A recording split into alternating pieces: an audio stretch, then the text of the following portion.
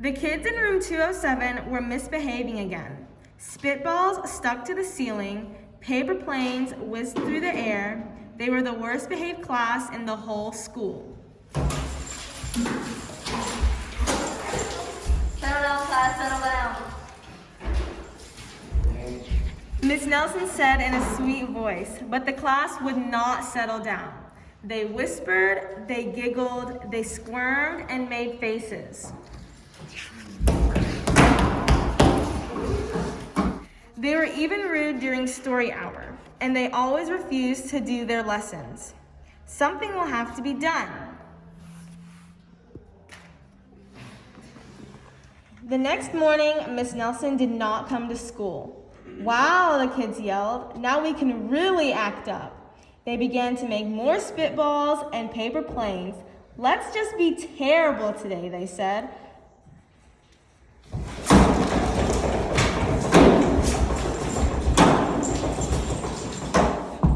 Not so fast.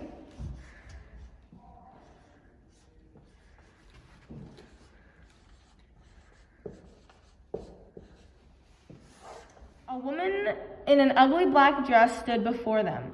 I'm your new teacher, Miss Viola Swamp, and she rapped the desk with her ruler. Where's Miss Nelson? Asked the kids. Never mind that, snapped Miss Swamp. Open those arithmetic books. Miss Nelson's kids did as they were told.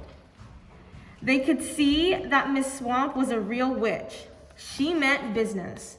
Right away, she put them to work, and she loaded them with homework. No story hours, sit still, keep your mouth shut. The kids in room 207 had never worked so hard. Days went by and there was no sign of Miss Nelson. The kids missed Miss Nelson. Maybe we should try and find her, they said. Some of them went to the police. Detective McSmog was assigned to the case. He listened to their story. He scratched his chin. I think Miss Nelson's missing. Detective Smog would not be much help. Other kids went to Miss Nelson's house.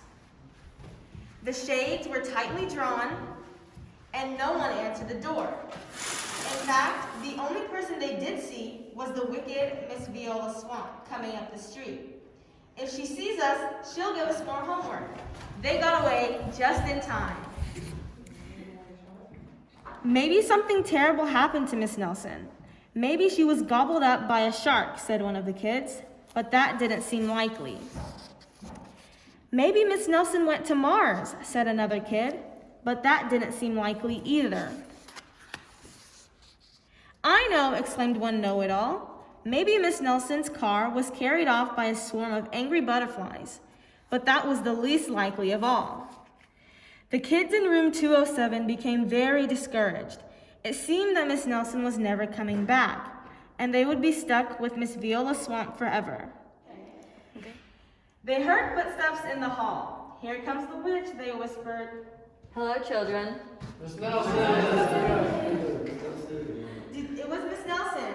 Did you miss me? She asked. We certainly did, cried all the kids. Where were you? That's my little secret, said Miss Nelson. How about a story hour? Oh yes, cried the kids.